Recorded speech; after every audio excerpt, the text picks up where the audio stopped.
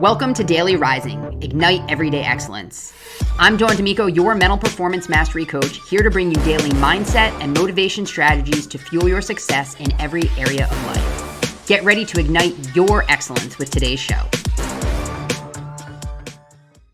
Happy Sunday. Today's the day where we take a look at scripture, psychology, and mental performance mastery, and those places that they come together, overlap, and intersect. Look, we all know what it feels like to hit the wall. Moments where your strength just runs out. When you've done everything you know how to do and it still doesn't feel like enough. In those moments, the temptation is to quit, to believe weakness disqualifies you, to assume you're failing because you can't carry it all on your own.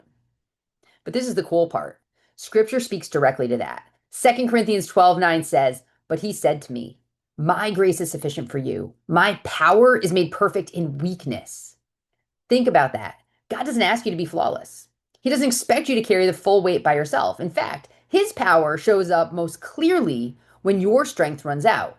That changes everything, because instead of hiding your weakness, you can actually acknowledge it. Instead of letting it defeat you, you can hand it right over to God. And instead of feeling like you failed, you can recognize that weakness is the exact place where his strength goes to work.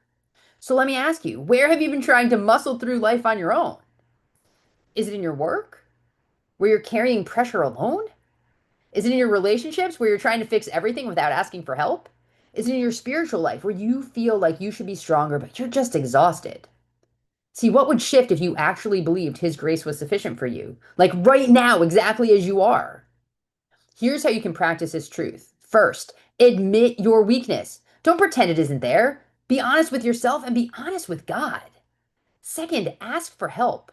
Bring it to him in prayer, and don't be afraid to lean on the people he's placed in your life. And 3, anchor in grace. Remind yourself daily, his strength fills the gap that I can't fill alone. Here's the freedom in this verse. Your worth isn't tied to how strong you are. It's tied to how willing you are to rely on him.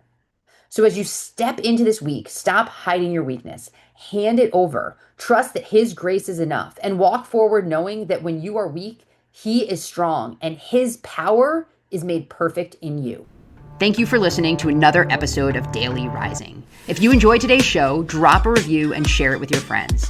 Don't forget to check the show notes for a recap of today's message, along with valuable resources and opportunities to connect further and ignite your excellence.